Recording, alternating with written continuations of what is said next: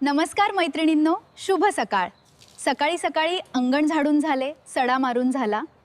आता मी रांगोळी काढत आहे. मी आत्ता चहा बनवला आहे. तोपर्यंत मी गणपती बाप्पाचे दर्शन घ्यायला आलेली आहे. ती आले आले इथे ये. आले हो, ते दिवस खरंच खूप छान होते.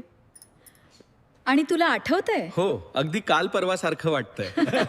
सर्वांचा चहा नाश्ता झाला. आता दुपारच्या जेवणासाठी काय करावं हा मी विचार करत आहे. तर मैत्रिणींनो, मी आता डाळ भाताचा कुकर लावला आहे. छानपैकी कणिक मळून चपात्या लाटून घेत आहे आणि मेथीची भाजी करावी असा मी विचार करते आहे. काय वाटते? कापून टाकल्या. मी आता मेथीची भाजी पूर्णपणे स्वच्छ धुवून घेतली आहे.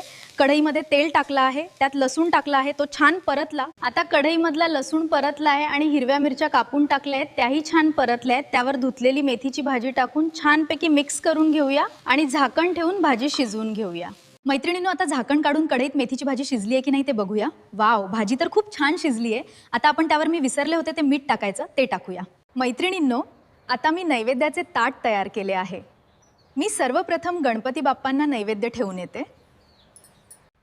आई, बाबा, आहो, चला जेवायला, मी तयारी केली आहे. आई, तुम्हाला हवाय का भात? हो बेटा, दे मला थोडं. घ्या आई, थोडासाच हवाय मला.